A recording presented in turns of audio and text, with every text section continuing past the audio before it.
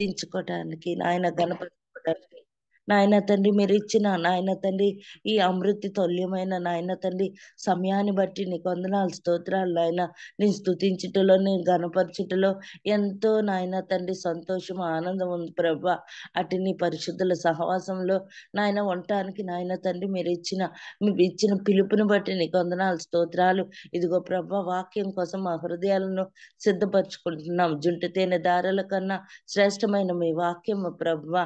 నాయన తండ్రి రాతి గుండెని సైతం మెత్తటి మాంసపు హృదయముగా మార్చగల శక్తివంతమైన నీ వాక్యం ద్వారా నాయన తండ్రి నీ దాసుని లేవనెత్తి నాయన తండ్రి బాబి రత్నాకర్ అన్నయ్య గారిని నాయన తండ్రి మీరు ఏర్పరచుకుని ఉన్నారు. ఈ రోజు నాయన ప్రత్యేకించి నీ వాక్యాన్ని ద్వారా నాయన తండ్రి నాయన మాతో మాట్లాడండి నాయన. మమ్మల్ని బలపరచండి నాయన. నీ దాసుని నూరంతల ఆత్మాభిషేకంతో సిద్ధపరచండి నాయన. ప్రత్యేకంగా ఈ సమయమున నాయన తండ్రి ఈ యొక్క నూతనమైన దినాన్ని మాకు అనుగ్రహించినందుకు నీకు వందనాలు. నా కుమార్తె నాయన తండ్రి గ్రేసి ఈ రోజు మధ్యాహ్నం 2 నుంచి 5 గంటల వరకు నాయన తండ్రి నీట్ ఎగ్జామ్ రాయబోతుండగా నాయన తండ్రి ఇంకను అనేక మంది నీ బిడ్డలు నాయన ఎగ్జామ్ కు నాయన సిద్ధపడి ఉన్నారు. నాయన తండ్రి ఇది నాయన నువ్వు ఏర్పరిచిన దినం ప్రభా. నాయన తండ్రి ఈ బిడ్డలు నాయన సిద్ధపడినవి నాయన ఈ రోజు ప్రజెంట్ చేయబోతుండగా నాయన తండ్రి బిడ్డలతో నీ జ్ఞానాత్మను దయచేసి నాయన తండ్రి వారు చదువుని బ్లెస్ చేయండి ప్రభువా. నాయన తండ్రి చక్కగా రాయగలుగుటకు నాయన తండ్రి ఈ సంవత్సరం మంచి మెడికల్ కాలేజీలో బిడ్డలు జాయిన్ అవటానికి కృప చూపించమని బిడ్డ హస్తాన్ని పట్టుకోండి ప్రభువా. కంఫర్ట్ని దయచేయండి, నీ పీస్ని అనుగ్రహించండి, సహాయం దయచేయండి. ప్రత్యేకంగా వాక్యం కోసం నాయన మా హృదయాలను సిద్ధపరచుకుంటున్నాం.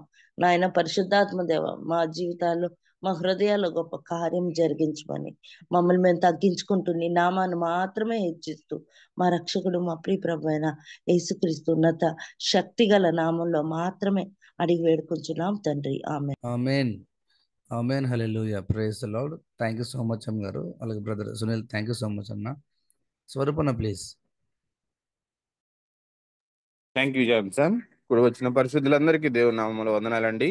ఈ సమయంలో మనకు వాక్యాన్ని అందించడానికి దైవానుచిత్తముగా ఏర్పరచబడినటువంటి బ్రదర్ బాబీ రత్నాకర్ అన్నయ్య గారు మనకు వాక్యాన్ని అందించడానికి సిద్ధంగా ఉన్నారండి. అన్నయ్య గారు అందరికీ సుపరిచితులే. కొత్త వారి కోసం సభా మర్యాద కోసం చిరు పరిచయం. అన్నయ్య గారిని పరిచయం చేయడం గౌరవంగా భావిస్తా ఉన్నాను. బ్రదర్ బాబీ రత్నాకర్ గారు అద్భుతమైన కృపచేత రక్షింపబడిన ఒక పాత్ర. వేదాంత శాస్త్రము మరియు తత్వశాస్త్రం ఏడల వారికి ఆసక్తి. రుచిగల ఫుడ్ మరియు స్నేహితులు అంటే వారికి మక్కువ. ప్రయాణించటము, రచన మరియు కవిత్వము చదువుటయు వారి హాబీలు. షీలా గారు మరియు బాబీ గారులకు 3 బిడ్డలు, అనేక మంది ఆత్మీయ పిల్లలు. అందమైన సాగర తీర నగరం విశాఖపట్నం వారి నివాసం. అన్నయ్య గారి కుటుంబాన్ని దేవుడు దీవించిన విధానాన్ని బట్టి దేవునికి వందనాలండి. వెల్కమ్ టు అన్నయ్య గారు. ప్లీజ్ అండి. వినిపిస్తుందమ్మా? వినిపిస్తున్నాను. Thank you. గుడ్ మార్నింగ్ అండి అందరికీ. థ్యాంక్ యూ డాక్టర్ స్వరూప్ గారు. అందరికీ ప్రభు నామములో శుభములు తెలియజేసుకుంటున్నానండి. కొద్దిగా లేట్ అయింది అండి, క్షమించండి. ఈరోజు మరి ఒక గంభీరమైన టాపిక్ని నేను షేర్ చేసుకోవాలని ఆశపడుతున్నాను. ఈ యొక్క టాపిక్ చాలా కాలం నుంచి నేను అప్పుడప్పుడు కొన్ని పుస్తకాలు చదువుతూ ఆలోచిస్తూ ఉన్న విషయం. అయితే మరి షేర్ చేయాలా వద్దా అని ఆలోచించినప్పుడు నాకు చాలా ప్రేరేపణ కలిగిందని నేను నమ్ముతున్నాను. నేను నా క్వైట్ టైంలో ఇర్మియా గ్రంథము ఫినిష్ చేసుకొని ఎహెచ్కేల్ గ్రంథం స్టార్ట్ చేసుకున్నాను. ఎహెచ్కేల్లో నేను నిన్న 6th చాప్టర్ వరకు వచ్చాను. ఎహెచ్కేల్ చదువుతా ఉన్నప్పుడు నాకు స్పష్టంగా అర్థమైంది నేను ఈరోజు చెప్పబోయే టాపిక్ షేర్ చేయటం మంచిదని. సో కొద్దిగా సున్నితమైన విషయాలు, గంభీరమైన అంశము నేను పంచుకోబోతున్నాను. నా కోసం ప్రార్థన చేయండి. ప్రార్థనాపూర్వకంగా మనం గ్రహించుకుందాం. దీనిని వీలైనంత వరకు మన సర్కిల్స్లో షేర్ చేయాలని కూడా నేను ప్రభు పేరిట మనవి చేస్తా ఉన్నాను. అయితే మరి దీని గురించి నిన్నంతా కూడా ప్రిపేర్ అయ్యాను. మరి రాత్రి 2:30కి ఆల్మోస్ట్ లేచి అప్పటి నుంచి ఇప్పటి వరకు నాన్ స్టాప్గా ప్రిపేర్ అవుతూనే ఉన్నాను. మరి పడుకుంటూ కూడా 11:30, 12 ఆ టైంకి పడుకున్నాను. సో దేవుడు మరి ఆయన చిత్తమైతే నా ఎఫర్ట్స్ని ఆశీర్వదిస్తారని నమ్ముతున్నాను. చిన్న ప్రార్థన చేసుకొని స్టార్ట్ చేసుకుందాం. ప్రభువా, మరి if it is not for you it is waste lot. దేవా, మరి నీ కొరకు కాకపోతే ఈ పరిచర్య, ఈ యొక్క సమస్తము వ్యర్థం గనుక నీ కొరకు అయినలాన నీ కృప అనుగ్రహించండి. మమ్మల్ని అందరినీ కటాక్షించి ప్రభువా నీ చిత్తంలో బలపరచమని సమస్తము నాయన మీరు పొందుకోమని అడుగుచు ఏసునామములో ప్రార్థించి వేడుకొంచున్నాం తండ్రి. Amen. Praise the lord. Hallelujah. మరి ఈ టాపిక్ ఏంటంటే వివాహము మరియు వివాహంలో అసలు యాక్చువల్గా భార్యాభర్తల మధ్య ఉండవలసిన ప్రేమ. ఇది చాలా పాత సబ్జెక్టే, కానీ ప్రస్తుత పరిస్థితుల్లో ఒరిజినల్ ఏంటో తెలియక సఫర్ అవుతూ ఉన్నారు చాలామంది. అందువలన మనం కూడా దీని మీద మనసు పెట్టి మనం కూడా ఒకసారి సియోను కుమారి నువ్వు లేచి ధూళి దులుపుకో అని ఉంటుంది కదా వాక్యంలో, అట్లా మనం కూడా మన అండర్స్టాండింగ్ని కూడా పదును చేసుకొని ఈ లోకంలో మరి కొంత అసలు యాక్చువల్ ఒరిజినాలిటీ ఏంటి. మరి ఒక ఆయన ఒక ఊర్లో ఒక ఈ పప్పు సామాను, ఆయిల్స్ ఇవన్నీ అమ్మే ఆ యొక్క రేషన్ గ్రాసరీ స్టోర్ ఆ పల్లెటూరులో ఉన్న ఒక ఆ కొట్టు వ్యాపారి ప్రతిరోజు నూనెని, ఆయిల్ని కల్తీ చేసి అమ్మేవాడట. ఒకరోజు ఆ కల్తీ చేసే పదార్థం దొరక్క ఒరిజినల్ అమ్మాడట. తప్పనిసరి పరిస్థితులు. అందరూ నువ్వు కల్తీ చేసావన్నారంట ఆ ఒరిజినల్ టేస్ట్ చూసి. అలాగ అలవాటైపోయింది బయట అసలు ఆ భార్యాభర్తల మధ్య ప్రేమ ప్రేమ లేకపోతే డ్యూటీయా, ఈ రెండింటి మధ్య వ్యత్యాసం. లేకపోతే ఒక ప్రేమ లేకుండా మనం ఉండేది, అది పాపం కిందే వస్తుంది కదా. పాపం చేయకుండా డ్యూటీ వరకు నువ్వు చేస్తున్నావేమో, మరి భర్తగా కానీ భార్యగా కానీ పాపం చేయట్లేదు కానీ ఓన్లీ డ్యూటీ చేస్తున్నావేమో, ధర్మం నెరవేరుస్తున్నావేమో. ఏది ఏమైనా మనం ఈ విషయంలో కూడా తీర్పులోనికి వస్తామని మనం గుర్తుపెట్టుకొని మనం ఒకసారి ఆలోచించుకోవాలని మరి మన పితరులు, ముఖ్యంగా సిఎస్ లూయిస్ అనే ఒక గొప్ప క్రైస్తవ నాయకుడు, మరి క్రైస్తవ మతాన్ని ధీటుగా డిఫెండ్ చేసిన వ్యక్తి. అతడు ఒక పుస్తకం రాశాడు. ఆ పుస్తకం పేరు 4 Loves, 4 ప్రేమలు. ఆ 4 ప్రేమల్లో ఒక ప్రేమ భార్యాభర్తల మధ్య లేదా ప్రేమికుల మధ్య ఉండే ఒక ప్రేమ. ఆ ప్రేమను భలే వివరించాడు. ఒరిజినల్ ఏంటి అది మనం ఆలకించినప్పుడు మన లైఫ్ని మనం ఎగ్జామిన్ చేసుకోవచ్చు. మన సంఘాల్లో మనం ఎక్కడైతే పరిచర్య చేస్తున్నాం దాంట్లో కూడా ప్రచారం చేయొచ్చు. అయితే దానికి నేను స్టార్ట్ చేయకముందు, ఈరోజు ఈ ఒక్కరోజుతో అయిపోదండి ఈ టాపిక్. నేను కూడా నేర్చుకుంటున్నాను, చదువుతున్నాను, బాగా శ్రమ పడ్డాను. ఈ టాపిక్ని మీ ముందు ఈరోజు స్టార్ట్ చేసి టైం ప్రకారం కొంత షేర్ చేస్తాను. మిగిలింది ఇంకా కొన్ని దేవుని చిత్తమైతే కొన్ని సమయాల్లో షేర్ చేసుకుంటాను. మరి జనరేషన్స్ని, మన తరాలని పేర్లు పెట్టారు. జనరేషన్ జడ్ అంటే ప్రస్తుతం ఉన్న యవనస్తులు, 1997 నుంచి 2012 మధ్యలో పుట్టిన వాళ్ళు ఏమనుకుంటున్నారంట, వాళ్ళు అసలు ఎలాంటి మనస్తత్వాలతో ఉన్నారంటే, వాళ్ళు సామాజిక స్పృహ ఎక్కువగా ఉంది వాళ్ళకి. వాళ్ళ స్వగ్రామం నీ స్వగ్రామం ఏదంటే డిజిటల్ వరల్డ్ అంటారట. వాళ్ళు డిజిటల్లీ నేటివ్ వాళ్ళు. అలాగే విభిన్న దృక్పథాలు కలిగిన వ్యక్తులు వాళ్ళకి ఏదైనా సరే అధికారికంగా నిరూపించబడాలి. అలాగే వాళ్ళకి వ్యక్తిత్వం అంటే వ్యక్తిగతంగా వాళ్ళు ఒక వ్యక్తులుగా ఉండటం, ఇండివిజువల్గా వాళ్ళు ఉండటం చాలా ఇష్టపడే వ్యక్తులు వాళ్ళు. ఈ జనరేషన్ జడ్ అంటే 97కి 2012కి మధ్య పుట్టిన వాళ్ళు వివాహం గురించి ఏమనుకుంటున్నారంటే, వాళ్ళ యొక్క వాళ్ళ ఆలోచనలు వివాహం గురించి. మొన్న నా ఫ్రెండ్ చెప్తున్నాడు, మా అబ్బాయి పెళ్లి చేసుకొని అంటున్నాడండి అని. మంచి చదువు చదివాడు తను. వాళ్ళ అమ్మాయి కూడా చాలా చాలా ఉన్నతమైన చదువు చదువుతుంది. చాలా బాధపడతా చెప్తున్నాడు నాకు. తను ఆల్మోస్ట్ మన క్రైస్తవ విశ్వాసంలో లేని వ్యక్తిని ఎన్నుకుంటున్నట్టు నాకు అనుమానంగా ఉందండి అని బాధపడ్డాడు తను సేవ చేస్తా ఉన్నాడు ఆయన. మరి ఈ జనరేషన్ ఎందుకు ఈ విధంగా ఆలోచిస్తూ ఉన్నారు, లేకపోతే వాళ్ళ ఆలోచనలు ఏ విధంగా ఉన్నాయో చూస్తే వాళ్ళకి మన సంస్కృతి, మన ఆర్థిక వ్యవస్థ, మన సామాజిక పరిస్థితులు, మార్పులు వాళ్ళ యొక్క మనస్తత్వాన్ని రూపు చెందిస్తూ ఉన్నాయి. అలాగే మరి పెళ్లి చేసుకోవడానికి ముందు వాళ్ళ యొక్క చదువుని, వాళ్ళ కెరియర్ని, వ్యక్తిగత అభివృద్ధిని వాళ్ళు కోరుకుంటున్నారు. ఒకప్పుడు 25 ఏళ్లకే ఆడపిల్లలు పెళ్లి చేసుకోవాలని, అది 25 ఏళ్ళకి మించకుండా ఉండేది. ఇప్పుడు ఆడపిల్లలకి 28 వచ్చినా కూడా వాళ్ళు కొద్దిగా ఆగుదాం,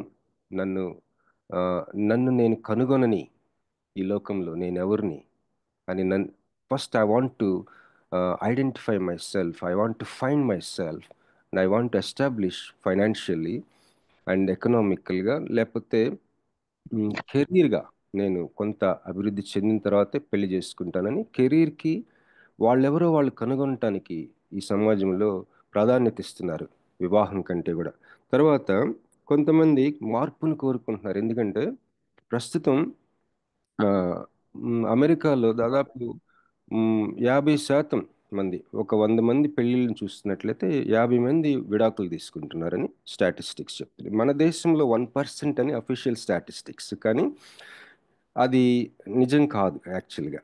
మన మన మన సంస్కృతిలో విడాకులు తీసుకోవంతే, కానీ మ్యారీడ్ లైఫ్లో మ్యారేజ్ ఉండదు. చాలా ఒకే రూఫ్ కింద ఉంటాం, కానీ ప్యాసివ్ డైవర్స్ లేకపోతే సైలెంట్ డైవర్స్ అనే లైఫ్ స్టైల్ ఉంటుంది చాలామందికి. మన సంస్కృతిలో సమాజం ఏమనుకుంటుందో అని చెప్పేసి విడాకులు తీసుకోకుండా ఉంటారు, కానీ నిజానికి వివాహ వ్యవస్థ అసలేముండదు. మరి ఇలాంటివన్నీ చూసి ప్రస్తుత యవనస్తులు పెళ్లి మీద లేకపోతే వివాహం మీద వాళ్ళు ఒకలాంటి మనస్తత్వం కలిగి ఉన్నారు, మార్పు కోరుకుంటున్నారు వాళ్ళు. తర్వాత కుటుంబాల్లో కలహాలు, వాళ్ళ మార్పు కోరుకుంటున్నారు వీటన్నిటి వల్ల. తర్వాత జీవితం అంతా కూడా కమిట్మెంట్ ఇవ్వాలి, అది చాలా కష్టమని వాళ్ళు అనుకుంటున్నారంట. అయితే పరస్పర అభివృద్ధి ఉంటే బాగుంటుంది భార్యాభర్తల మధ్య. ఈ సనాతనమైన పరిస్థితి కంటే కూడా ఒకరినొకరు అభివృద్ధి చేసుకునే టైప్లో మా రిలేషన్షిప్ ఉంటే బాగుంటుంది మ్యారేజ్లో అని అనుకుంటున్నారట ప్రస్తుత యువత. అయితే కొంతమంది ఏమనుకుంటున్నారు, ఇది లీగల్గా కానీ ఫైనాన్షియల్గా కానీ చాలా రిస్క్ మ్యారేజ్ అని అనుకుంటున్నారట. తర్వాత సమాజంలో పురుషులు స్త్రీలు సమానమే కనుక వివాహంలో కూడా ఆ సమానత్వం ఉండాలని కోరుకుంటున్నారు ఈ యొక్క యవనస్తులు. బాధ్యతలు, తర్వాత నా భర్త నాకంటే నా శిరస్సు, ఇలాంటివి వాళ్ళకి ఇష్టపడటం లేదు. తర్వాత ప్రస్తుత యువత, మరి మనం వింటా ఉన్నాం కదా, సేమ్ సెక్స్ మ్యారేజెస్, మగోళ్ళు పెళ్లి చేసుకోవడం, ఆడోళ్ళు పెళ్లి చేసుకోవడం. ఈ వ్యవస్థని 70% మంది యువత దానిని ఇట్ ఈజ్ ఓకే అనుకుంటున్నారు. ఎవరో వాళ్ళు చేసుకోకపోవచ్చు, కానీ ఎవరైనా వాళ్ళ సర్కిల్, వాళ్ళకి తెలిసిన వాళ్ళు కానీ, లేకపోతే ఎవరో మగోళ్ళు పెళ్లి చేసుకుంటున్నారని వాళ్ళు వినినప్పుడు అది పెద్దగా వింతగా భావించటం లేదు, వాళ్ళు దాన్ని ఓకే అనుకుంటున్నారు. అయితే ఈ నేపథ్యంలో నేను మన తరం వివాహం గురించి ఏమనుకుంటుంది, మన తరం అంటే నా ఏజ్ గ్రూప్ని జనరేషన్ ఎక్స్ అంటారు. అంటే 1965 నుంచి 1980 మధ్యలో పుట్టిన వాళ్ళని జనరేషన్ ఎక్స్ అంటారు. ఆ తర్వాత తరాన్ని మిలేనియల్స్ అంటారు. అంటే 81 నుంచి దాదాపు 96 వరకు పుట్టిన వాళ్ళని. సో వాళ్ళు ఏమనుకుంటారో నేను కొంత ముందుకెళ్ళిన తర్వాత చెప్తాను. ఈ సిఎస్ లూయిస్ అనే అతను ఒక బ్రిటిష్ దేశస్థుడు, బ్రిటిష్ దేశానికి చెందిన ఒక రచయిత, మరి విద్యావేత్త, చెప్పాను కదా, క్రైస్తవ మతాన్ని ఎవరైనా ప్రశ్నిస్తే దానికి జవాబు చెప్పిన ఒక మంచి నాయకుడు. మహాజ్ఞాని, తను మేధావి. చాలా ఆ రోజుల్లో, అంటే తను 1963లో చనిపోవటం జరిగింది. ఆయన ఆ రోజుల్లో ఆయన సమకాలికుల్లో అందరిలో కూడా మోస్ట్ ఇంటలెక్చువల్ రైటర్ అనమాట తను. మరి మీకు ఒకవేళ మీలో చాలా మంది తెలిసి ఉండొచ్చు, ది క్రానికల్స్ ఆఫ్ నార్నియా అనే ఒక మూవీ కూడా వచ్చింది. అది ఆయన 7 పుస్తకాలు రాశాడు.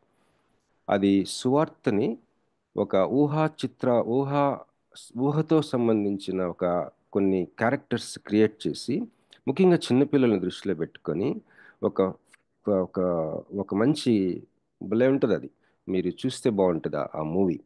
దాన్ని మన క్రిస్టియన్స్ కంటే నాన్ క్రిస్టియన్స్ ఎక్కువ చూశారు ఈ ప్రపంచంలో. అదేం చేస్తుందంటే సువార్తకి సిద్ధం చేస్తుంది ఆ మూవీ. దాన్ని చూసి మిగిలిన మతాలకు చెందిన వాళ్ళు అలాంటి చాలా క్రియేట్ చేశారు, అలాంటి మూవీస్. అంత ఇన్ఫ్లుయెన్స్ చేశాడు మన ఆధునిక సమాజాన్ని, ఈ లోకం మొత్తాన్ని కూడా ప్రభావితం చేసిన క్రైస్తవ నాయకుడు సిఎస్ లూయిస్. అతను రాసిన పుస్తకంలో కొన్ని అంశాలు నేను మీకు పంచుకోవాలనుకుంటున్నాను. ఆయన పుస్తకాల్లో ఏవేంటంటే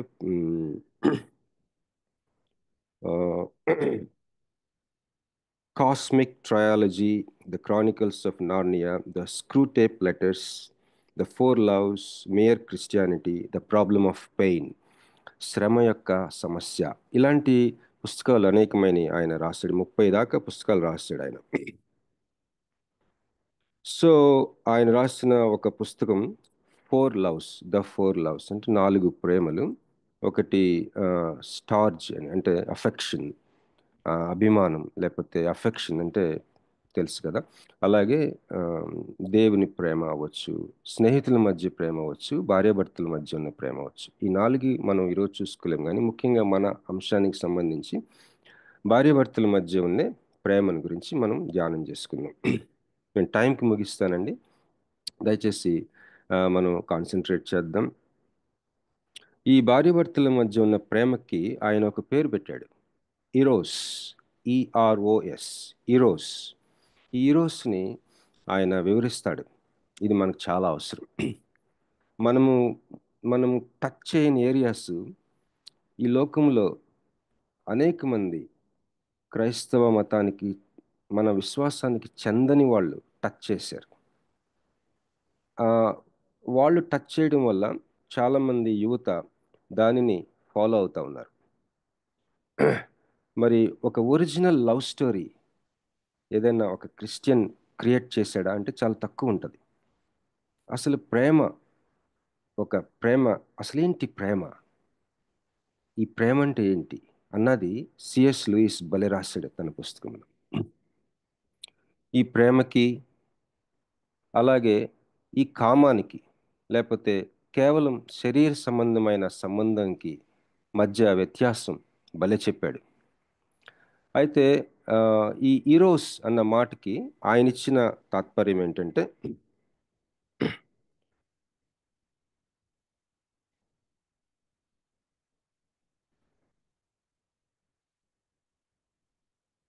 మరి నిజమైన ప్రేమికుల మధ్య ఉండే ఒక ప్రేమ, లేకపోతే బీయింగ్ ఇన్ లవ్, ప్రేమలో ఉండటం, ఈరోస్, EROS, ఈరోస్ అనగా ప్రేమలో ఉండటం, లేదా నిజమైన ప్రేమికుల మధ్య ఉండే ఒక ప్రేమ. మరి ఎఫెసీ పత్రిక 5వ అధ్యాయంలో వివాహం అనేది ఒక మర్మము అని పౌలు భక్తుడు తెలియజేస్తాడు. భార్యాభర్తల సంబంధాన్ని, ప్రభు అయిన యేసుక్రీస్తు వారికి సంఘానికి ఉన్న మధ్యలో సంబంధాన్ని భలే పక్కపక్కన పెట్టి రాస్తూ, అర్థం కానట్టు అక్కడ మాటలతో ఆడుకుంటాడు ఒక మర్మాన్ని మన ముందుంచడానికి. మర్మం అంటే ఏంటంటే పూర్తిగా అర్థం కాదు, కానీ కొద్దిగా అర్థమవుతానే ఉంటుంది కానీ పూర్తిగా అర్థం కాదు. That is marriage. ఇంకా చెప్పాలంటే ఎందుకు అది మర్మం అంటే, యేసుక్రీస్తు యొక్క ఒక ముక్క అది వివాహంలో ఉండే ప్రేమ. భార్యాభర్తల మధ్య ఉండే ఆ నిజమైన ప్రేమ ఆ ప్రేమికుల మధ్య ఉండే ఆ ప్రేమలో ఉండటం అనే ఆ స్థితి, అది ఒక వ్యక్తి, యేసుక్రీస్తు యొక్క ఒక అవతారం. అది ఇట్స్ ఎ రెవల్యూషన్. మరి ఈ మధ్య ఒక క్రైస్తవ నాయకుడు ఆయన ప్రభు సన్నిధికి వెళ్ళారు. ఆయన పేరు తిమోతి కెల్లర్. ఆయన ద మీనింగ్ ఆఫ్ మ్యారేజ్ అని ఒక పుస్తకం రాశాడు, వివాహం అంటే ఏంటి అని. ఆయన ఆ పుస్తకంలో రాస్తూ ఆయన ఒక ఆయన అనేక నగరాల్లో సంఘాలు స్థాపించాడు ఒక దర్శనంతో. ఆయన ఒక పర్టికులర్ సంఘంలో, అమెరికా దేశంలోని ఒక నగరంలో దాదాపు ఆ సంఘంలో కొన్ని వేల మంది ఉండేవారట. ఆ వేల మందిలో 80% మంది పెళ్లి కాని వాళ్ళు ఉన్నారట. Single people, young people, middle aged కూడా. అయితే ఆయన అనుకున్నాడట, నా సంఘంలో పెళ్లి కాని వాళ్ళు, అసలు వివాహం చేసుకోకుండా ఉండిపోయిన వాళ్ళు, తర్వాత విధవరాళ్ళు, తర్వాత భార్య చనిపోయిన వాళ్ళు చాలామంది ఉన్నారు కదా. వివాహం గురించి నేను మెసేజ్లు చెప్తే వీళ్ళకంత కనెక్ట్ అవ్వలేరు అని చెప్పి చాలా కాలం చెప్పేవాడు కాదట. కానీ ఆయన చాలా మందితో మాట్లాడుతూ ఉన్నప్పుడు అసలు వివాహం గురించి అండర్స్టాండింగ్, ఒక గ్రహింపు, వివాహ వ్యవస్థ అంటే ఏంటి, వివాహం అంటే ఏంటి, వివాహంలో ఎటువంటి ప్రేమ ఉంటుంది, ఇది తెలియవలసింది ముఖ్యంగా ఈ సింగిల్ పీపుల్కే అని తను గ్రహించుకున్నాడట. అప్పుడు సంవత్సరం అంతా కొన్ని ప్రసంగాలు ప్లాన్ చేసుకున్నాడట. ఎందుకు ఆ విధంగా ఆయన నిర్ణయించుకున్నాడంటే, సింగిల్ పీపుల్ పెళ్లి చేసుకోకుండా ఉండిపోదాం అనుకునే వాళ్ళు ఒక్కొక్కసారి వివాహం అంటే వాళ్ళకి ఇష్టం ఉండక, లేదా వివాహం అంటే మరి ఏదో ఒక భ్రమ, దాంట్లో ఏదో మనం అనుకునే దానికంటే ఎక్కువ ఉందని ఆశపడటం, ఈ రెండు ప్రాబ్లమ్స్తో ఉంటారట. ఇది రికార్డ్ చేయబడుతుంది నా మెసేజ్, కాబట్టి ఎక్కడైనా అర్థం కాకపోతే మీరు ప్లే చేసుకుని వినండి. 2 టైప్స్ ఆఫ్ మైండ్ సెట్స్తో ఉంటారట సింగిల్ పీపుల్. వివాహం అంటే ఇష్టం లేక, రెండోది వివాహంలో వాళ్ళు అనుకునే దానికంటే ఇంకా ఎక్కువ ఏదో ఇది ఉంది, ఎక్కువ ఆశపడి. కనుక అసలు వివాహం అంటే ఏంటి? మరి దేవుని రాజ్యము మన మధ్యలో ఉందని యేసుప్రభు వారు చెప్పారు కదా. ఇప్పటి వరకు ఉన్న పరిస్థితి, లోకాన్ని తన రాజ్యంతో ఆయన ఢీకొట్టాడు, దానియేలులాగా. కనుక మనం ఒకలాంటి కాలాల్లో ఉన్నాం. వివాహం గురించి మనం ఎలాంటి మనస్తత్వంతో ఉండాలంటే, yes it's beautiful, but at the same time వివాహం కానట్టు కూడా ఉండమన్నాడు. ఈ రెండు ఉంటాయి కాబట్టి ఈ రెండింటిని చక్కగా మైండ్ సెట్స్ తోటి ఉండేలాగిన సింగిల్ పీపుల్కి ఆయన చెప్పాల్సిన అవసరం గ్రహించుకొని ఆయన చెప్పాడట, తిమోతి కెల్లర్ గారు. ఓకే, ఇప్పుడు కొలస్సీ పత్రిక 1వ అధ్యాయంలో ఒక మాట ఉంటుంది. పౌలు అంటాడు 1:24, ఇప్పుడు మీ కొరకు నేను అనుభవించుచున్న శ్రమలయందు సంతోషించుచు సంఘము అను ఆయన శరీరం కొరకు క్రీస్తు పడిన పాటల్లో కొదువైన వాటి యందు నా వంతు నా శరీరమందు సంపూర్ణము చేయుచున్నాను. మరి యెహెజ్కేలు భక్తుడి జీవితంలో కూడా చూసినట్లయితే మరి నాకు అనిపించింది, మన వ్యక్తిగత జీవితాలు, ముఖ్యంగా వివాహాలు, ఎవ్రీ మ్యారేజ్, ఇక్కడున్న మరి ఎంతమంది ఉన్నాం మనం? 39 మంది ఉన్నాం. నువ్వు సింగిల్గా ఉన్నా, నువ్వు మ్యారీడ్ పర్సన్ అయినా, ఈ ప్రసంగం వింటున్న తర్వాత రికార్డింగ్ వింటున్న ఎవరైనా సరే, నీ వివాహం, ఇన్ఫ్యాక్ట్ నిజానికి ప్రతి వివాహాన్ని దేవుడు తన రాజ్య సంకల్పాల కోసం వాడుకుంటాడు. Every marriage is a message. అది వివాహం సరిగ్గా ఉండనియండి, విడిపోనియండి, గందరగోళం అవనియండి, మంచి ప్రయాణం అవనియండి, నామకార్థమైన వివాహ వ్యవస్థలో నువ్వు ఉన్నావేమో, అది కూడా దేవుడు మాట్లాడతాడు ప్రజలతో. మరి హోషేయ వివాహంతో ఆనాటి సమాజంతో మాట్లాడాడు దేవుడు. యెహెజ్కేలు యొక్క పర్సనల్ లైఫ్ని వాడుకొని మరి యెహెజ్కేల్ని తలని షేవ్ చేసుకోమంటాడు, గడ్డం తీసేసుకోమంటాడు. ఆ యొక్క జుత్తుని వాడుకొని సమాజం గురించి మాట్లాడతాడు. యెహెజ్కేల్ పర్సనల్ లైఫ్ని వాడుకున్నాడు. అలాగే మరి పౌలు అంటున్నాడు, మరి క్రీస్తు సంఘమైన ఆ యొక్క శరీరమైన సంఘం కొరకు ఆయన డైరెక్ట్గా ఇప్పుడుండి వచ్చి చేయడు కాబట్టి నా దేహంలో సంఘం కొరకు నేను శ్రమ పడుతున్నాను అంటున్నాడు. కొలస్సీ 1:24. ఈ యొక్క ఇంట్రొడక్షన్ తోటి మనం సిఎస్ లూయిస్ బుక్ని ధ్యానం చేసుకుందాం. మన జీవితాల్లో వివాహ వ్యవస్థలో ఒకవేళ ఒక విచిత్రమైన పరిస్థితి ఉందనుకోండి, దాన్ని కూడా దేవుడు రాజ్య సంకల్పాల కోసం వాడుకుంటాడు. నీవు నీ భర్త, నీవు నీ భార్య, మీ ఇద్దరి మధ్య రిలేషన్షిప్ క్రీస్తుకి సంఘానికి రకరకాలైన సందేశాలకి సరిపోతూ ఉంటుంది. కావాలంటే మీరు ఆలోచించుకోండి. ఈ రోజుల్లో చెప్పాలంటే సంఘానికి ప్రభువుకి ఒకలాంటి లోతైన అత్యంత సన్నిహితమైన మరి ప్రేమికుల మధ్య ఉండే ప్రేమ లేదు విశ్వాసికి ప్రభువుకి. ఎక్కడో అది ముగించలా, ఎక్కడో ఆ యొక్క ప్రేమ అంతు చూడలా విశ్వాసి ప్రభువుతో. అలాంటి పరిస్థితి ఎక్కడ చూసినా ఉంది. మన ముందు తరము లేకపోతే ఒక 50 సంవత్సరాలు 60 సంవత్సరాల క్రితం ఉన్న దేవుని బిడ్డలు, విశ్వాసులు, భక్తులు చూడండి, దేవునిలో అంతు చూశారు, దేవునితో వాళ్ళ ప్రేమ విషయంలో. ఓకే, ఇప్పుడు ఈరోస్ అని ఒక మాట వాడాడు, భార్యాభర్తల మధ్య ఉన్న ప్రేమ.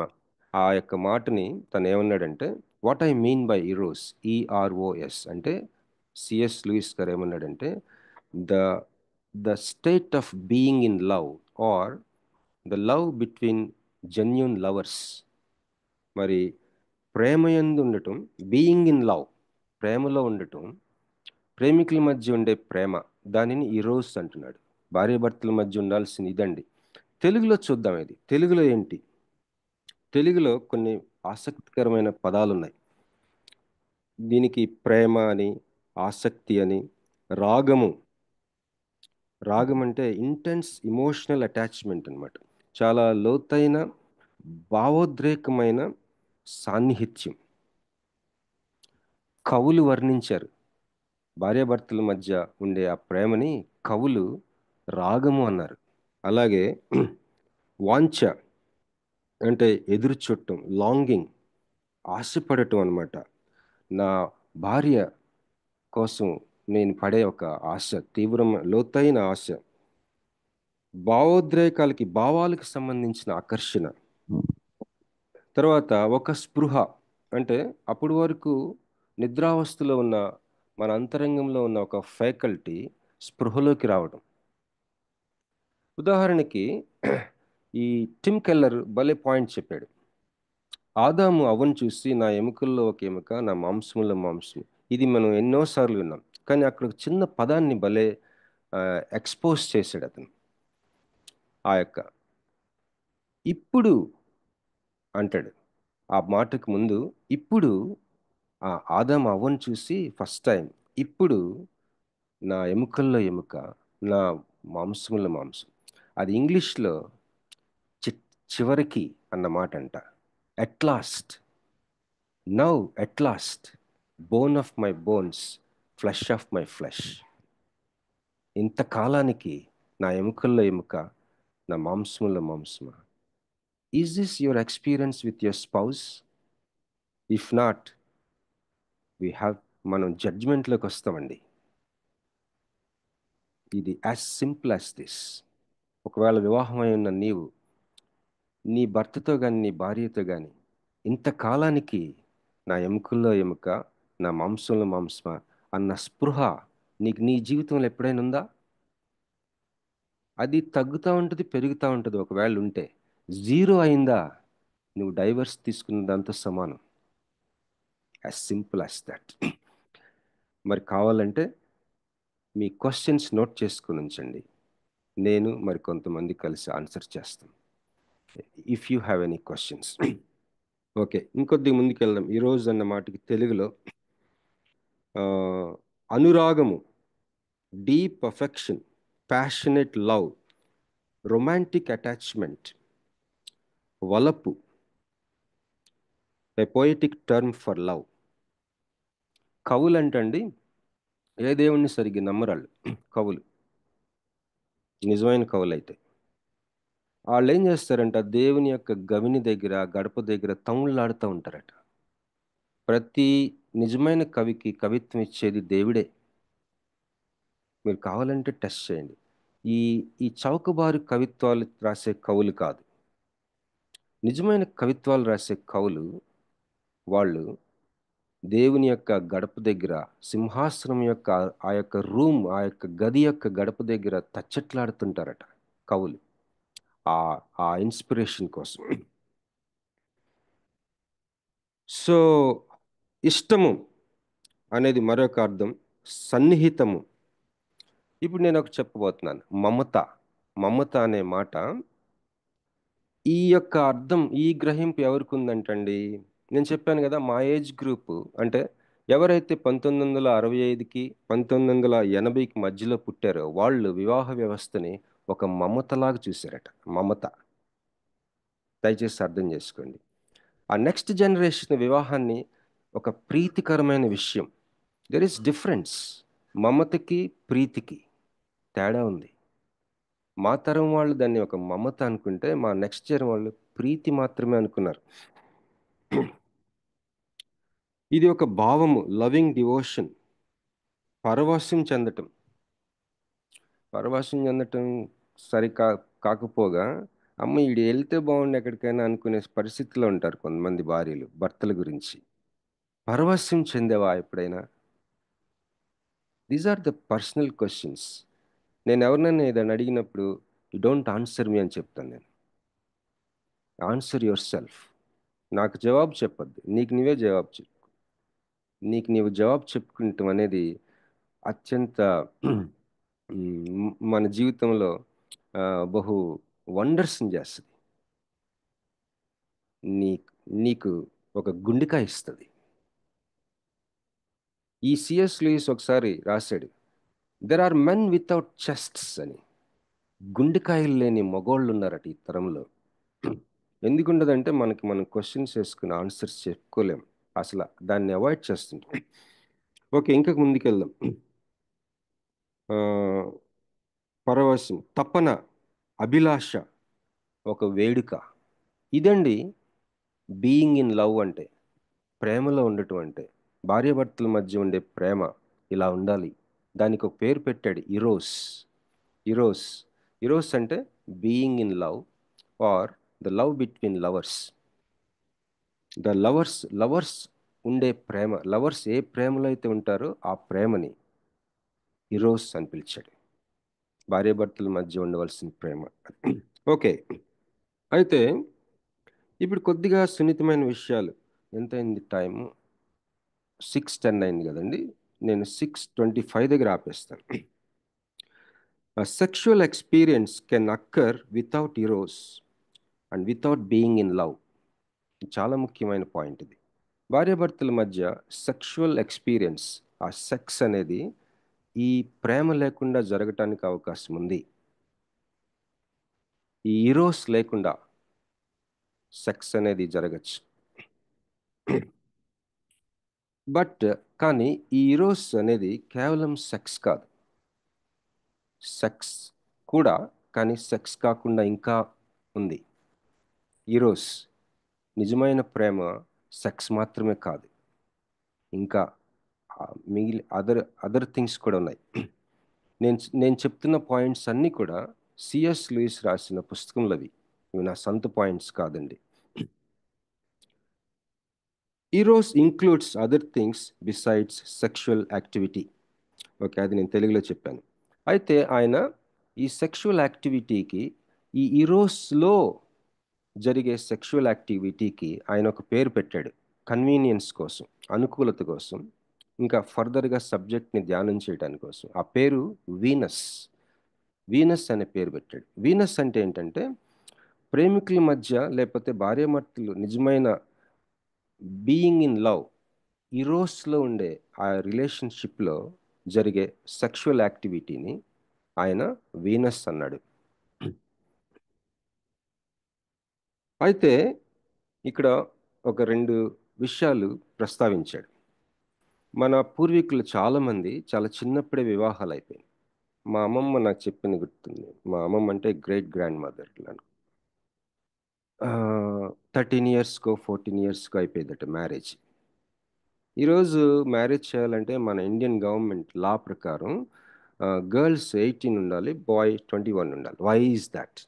అంటే వాళ్ళకి ఒక అండర్స్టాండింగ్ వస్తుంది, బయలాజికల్గా కూడా రెడీ అవుతారని మనందరికీ తెలిసిన విషయం.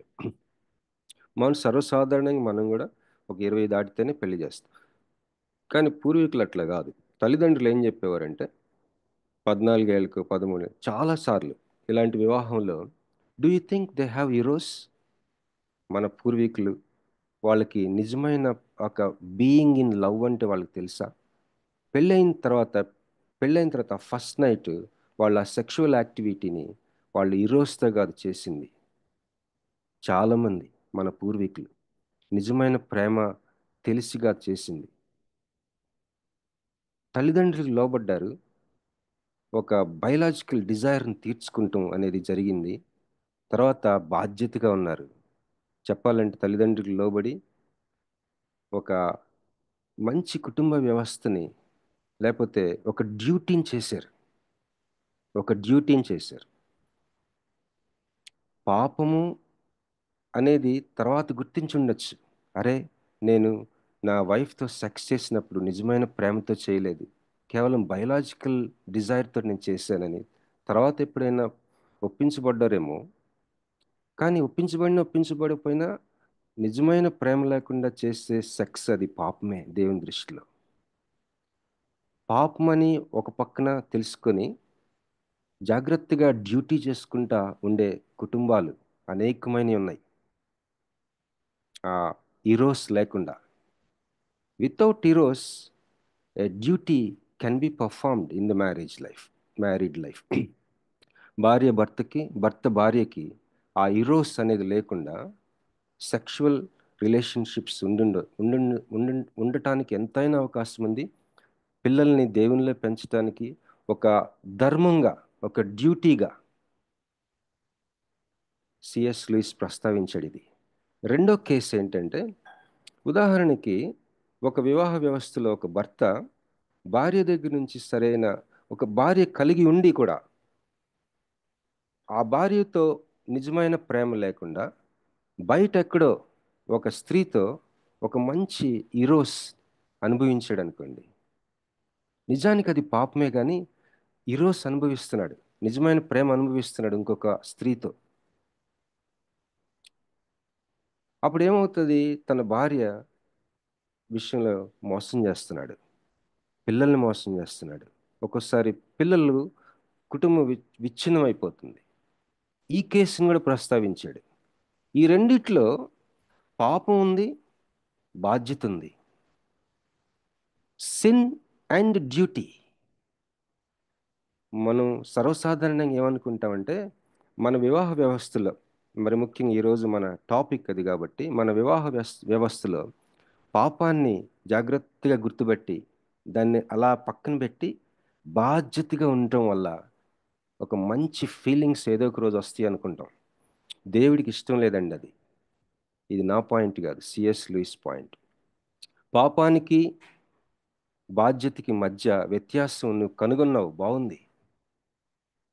ఏదో ఒక రోజుకి నాకు మంచి ఫీలింగ్స్ వస్తాయని నువ్వు అనుకుంటున్నావేమో. దేవుడు అలాంటి రీతిలో మనల్ని తీర్పు తీర్చడు. నీ వివాహం రోజు నువ్వేం ప్రామిస్ చేసావు, దానిని బట్టి నేను తీర్పు తీరుస్తాడు. నీ జీవిత భాగస్వామికి నువ్వు న్యాయం చేస్తున్నావా, అన్యాయం చేస్తున్నావా, దాన్ని బట్టి నీకు తీర్పు తీరుస్తాడు.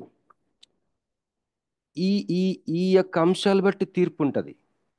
నేను బాధ్యత చేస్తున్నాను కదా, డ్యూటీ చేస్తున్నాను కదా, పాపం చేయట్లేదు, పాపం చేయకుండా డ్యూటీ చేస్తున్నాను కదా నా జీవిత భాగస్వామితోటి నువ్వు అనుకుంటే, ఆ డ్యూటీ చేయటం వల్ల కాలక్రమేణా నాకు మంచి ఫీలింగ్స్ వస్తాయి నువ్వు అనుకుంటున్నావేమో. ఇంపాసిబుల్, అసలు అది జరగదు. ఎందుకంటే మనకి తీర్పు తీర్చే దినం ఒకటి ఉంది, తీర్పు తీర్చే పద్ధతి కూడా ఒకటి ఉంది. ఆ తీర్పు తీర్చే పద్ధతిలో ఏమేంటి వాడతాడంట దేవుడు చూడండి.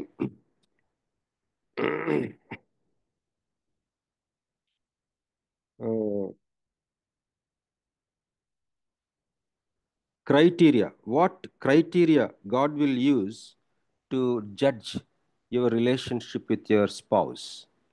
నీ జీవిత భాగస్వామి విషయంలో నీకుండిన సంబంధాన్ని దేవుడు ఏ రీతిగా తీర్పు తీర్చబోతున్నాడంటే, ఉదాహరణకి ఆ, నువ్వు నీ వాగ్దానాన్ని నిలబెట్టుకున్నావా, బ్రేక్ చేసావా అని చూస్తాడట. నువ్వు న్యాయం చేస్తున్నావా, అన్యాయం చేస్తున్నావా అని చూస్తాడట. నువ్వు ప్రేమతో ఉన్నావా, లేకపోతే స్వార్థంతో ఉన్నావా అని చూస్తాడట. నువ్వు విధేయతతో ఉన్నావా, అవిధేయతతో ఉన్నావా. ఇది పద్ధతి, మనల్ని తీర్పు తీర్చబోయే పద్ధతి మన వివాహాల విషయం. కనుక మనల్ని మనం పరిశీలించుకుందాం. Do you have eros? అసలు నీకు ఇరోస్ అంటే తెలుసా?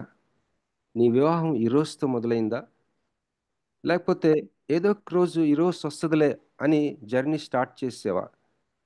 మన అంతరంగపు మనస్సాక్షి విషయంలో, లేకపోతే ఆ, మనస్సాక్షి కాదు, స్పృహ, మన అంతరంగం స్పృహ సర్వసాధారణంగా నువ్వు నీ వివాహ వ్యవస్థలో ప్రేమికుల మధ్య ఉండే ఆ ప్రేమ, లేకపోతే ఇరోస్ అని ఈ యొక్క సిఎస్ లూయిస్ ఏదైతే మాట్లాడుతున్నాడో, బీయింగ్ ఇన్ లవ్, ఆ ప్రేమ లేకుండా కేవలం ఒక బాధ్యతగా వివాహాన్ని నువ్వు నడిపించుకుంటూ ఉంటే, ఏదో ఒక రోజుకి నా స్పృహలో ఒక మంచి ఫీలింగ్స్ వస్తాయని నువ్వు అనుకుంటే అది జరిగే పని కాదు. చూసారా? అందుకే తీర్పు ఇంట్లో స్టార్ట్ అవ్వాలట ఫస్ట్, బయటకంటే కూడా. ఓకే, సో ఇంకా ముందుకెళ్దాం.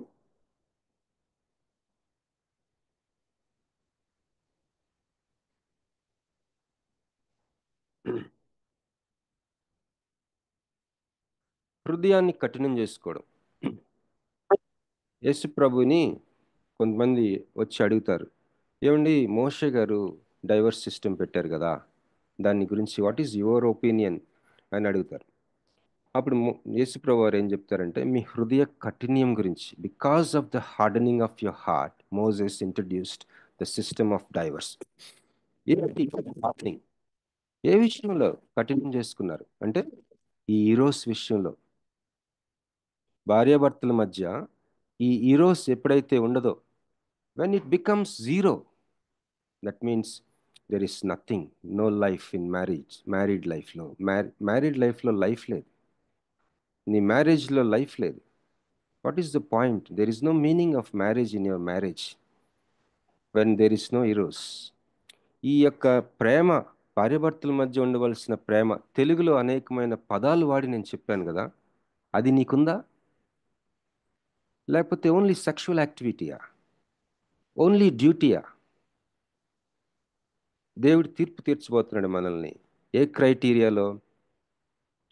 ఇది నీవు వివాహ విషయంలో నీ జీవిత భాగస్వామికి నువ్వు చేసిన ప్రామిస్ నిలబెట్టుకున్నావా లేదా? మాటిచ్చావే, ఆ మాటిచ్చినప్పుడు డిడ్ యు మీన్ ఇట్? అసలు మాటిచ్చావా?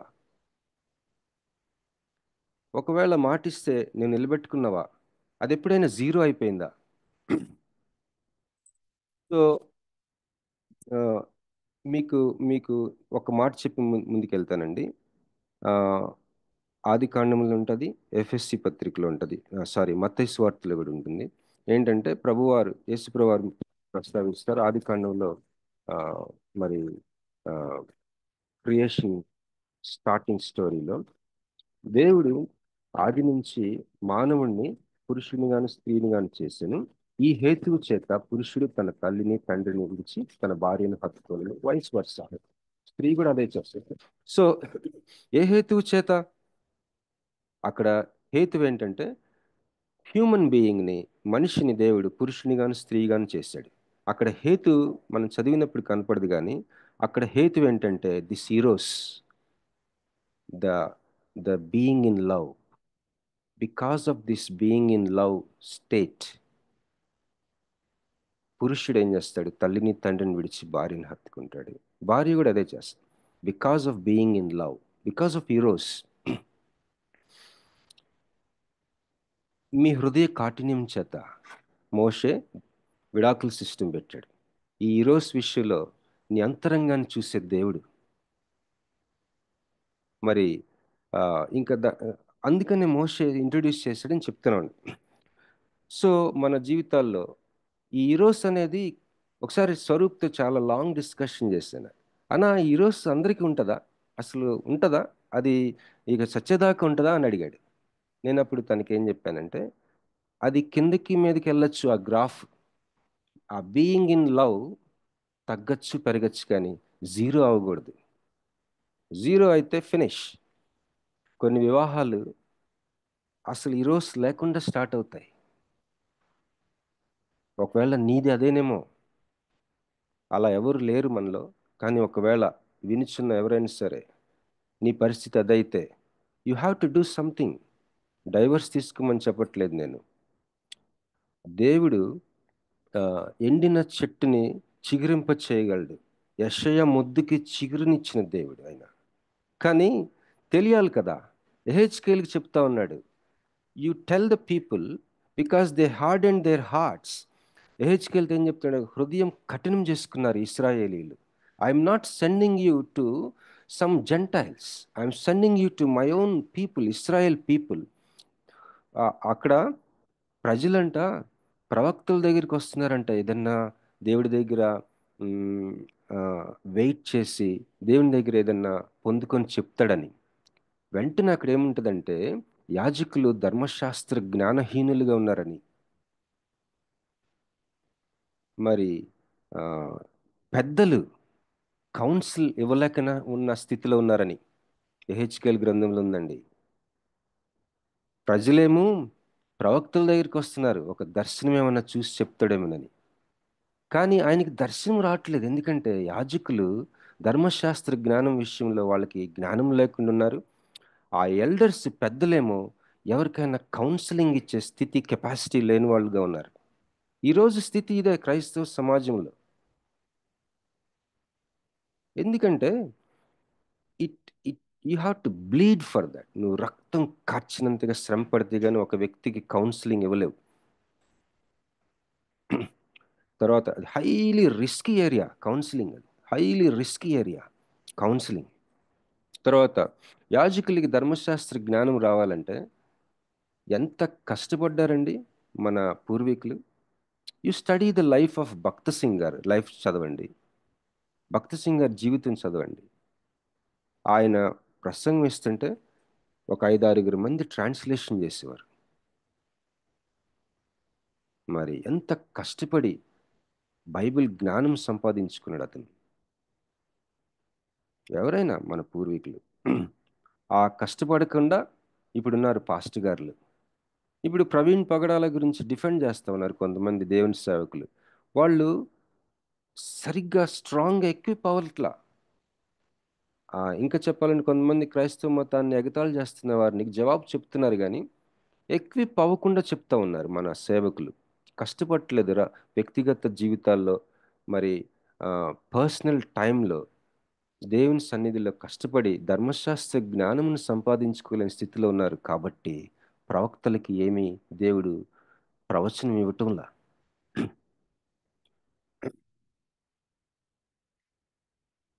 సమయం ఎంత అయిందండి? 6:25 అయింది. ఓకే, ఐఎమ్ క్లోజింగ్ అండి. Will stop here. ఎస్,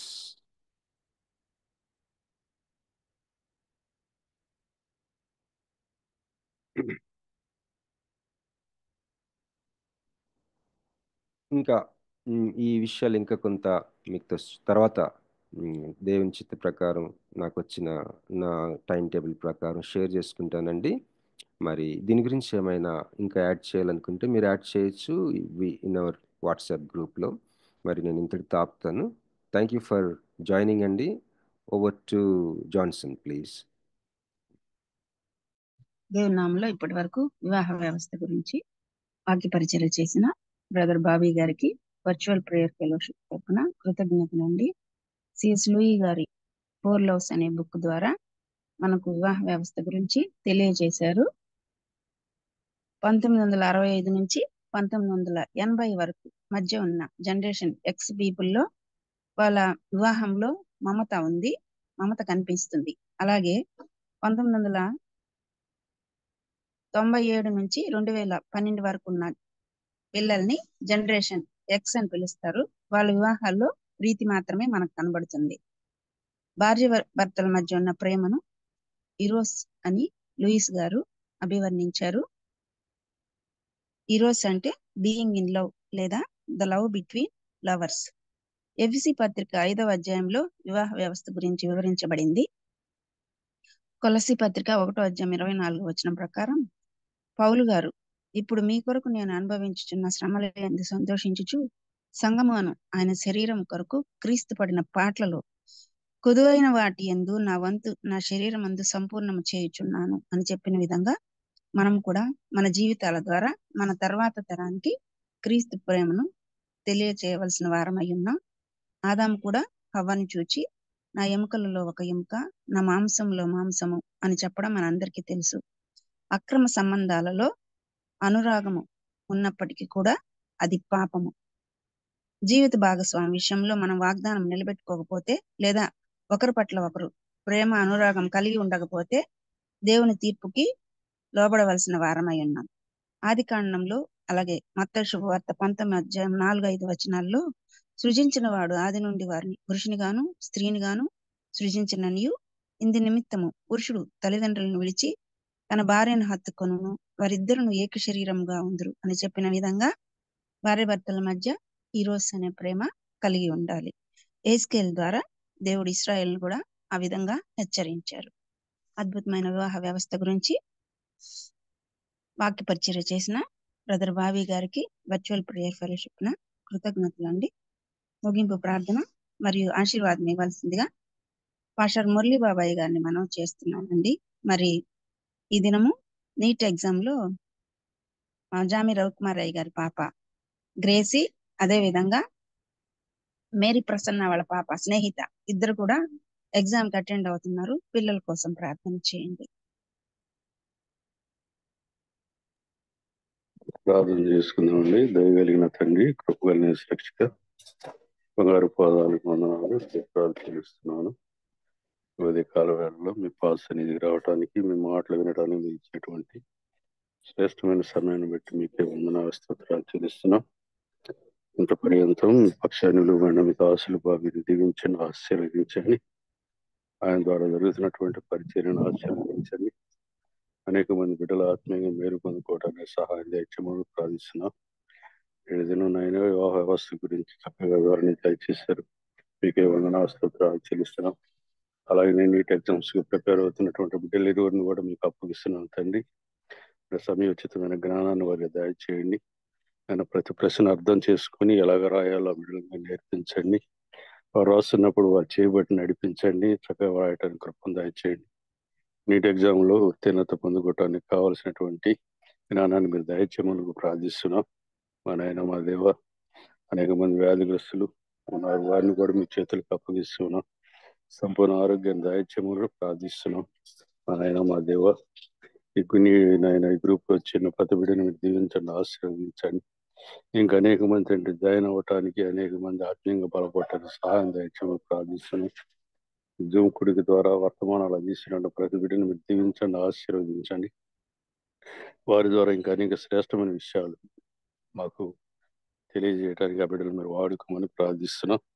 అలాగే భావికి సహకరిస్తున్నటువంటి జాన్సన్ బట్టి, ప్రసిద్ధమ్మను బట్టి, జాన్సమ్మ గారిని బట్టి, అలాగే స్వరూప్ గారిని బట్టి, తేజాన్ని బట్టి, కోర్ కమిటీని బట్టి పాస్ అనేది వస్తున్నాం. నేను ఈ కుడికి లాకుండా జీవిత పర్యంతం కొనసాగటానికి సహాయం దయచేయమని ప్రార్థిస్తున్నాం. తండ్రి మా నాయన, అనేక మంది జాయిన్ కాలేకపోతున్నారు. ఆ బిడ్డలను కూడా మీరు ప్రేరేపించండి, జాయిన్ అవటానికి సహాయం దయచేయమని ప్రార్థిస్తున్నాం. మా నాయన మా దేవ, చేరిన కూడి మీరు దీవించండి, ఆశీర్వదించండి. మళ్ళీ అనేక మంది వృద్ధులు ఉన్నాం. అయినా మీరు సహాయం దయచేయండి, మంచి ఆరోగ్యం దయచేయండి. సంయోచితంగా లేవటానికి మీ పాస్ అనేది రావడం సహాయం దయచేయమని ప్రార్థిస్తున్నాను నాయన.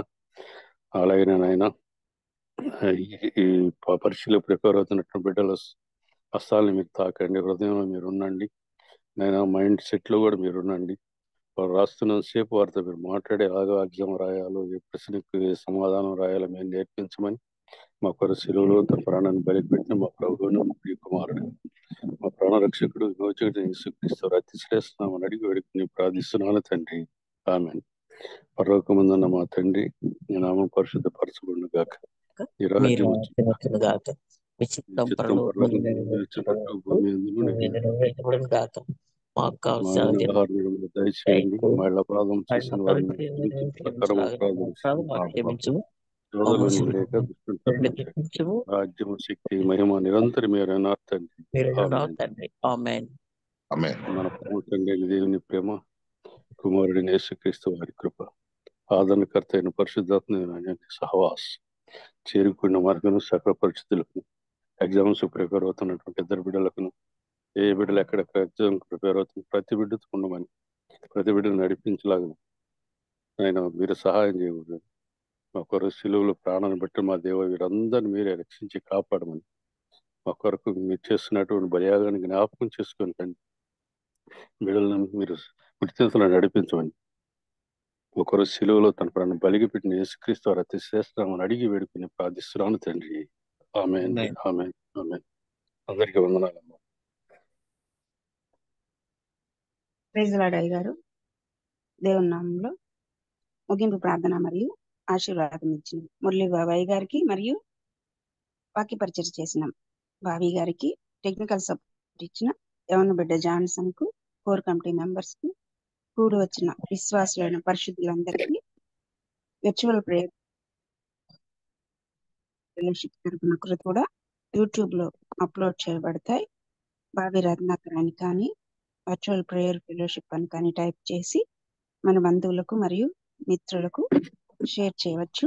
నీట్ ఎగ్జామ్ రాయిపోతున్న మన పిల్లలైన నిరీక్షణ మరియు స్నేహితుల కొరకు మన వ్యక్తిగత ప్రార్థనలో జ్ఞాపకం చేసుకుందాం. ప్రభు చిత్తం అయితే రేపటి దినాన తిరిగి కలుసుకుందాం. అంతవరకు సెలవు తీసుకుందాం. ప్రభు నామములో అందరికీ